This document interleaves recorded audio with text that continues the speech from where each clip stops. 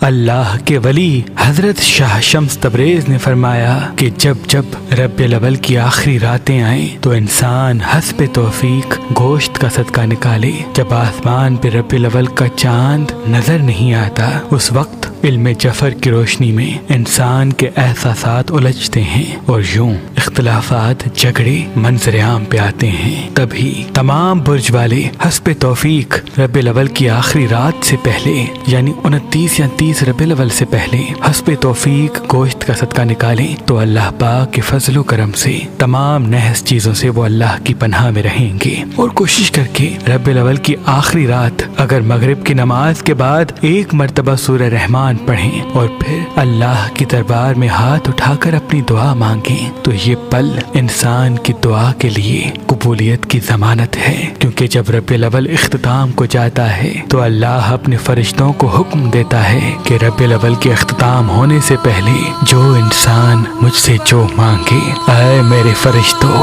اسے وہ عطا کر دینا۔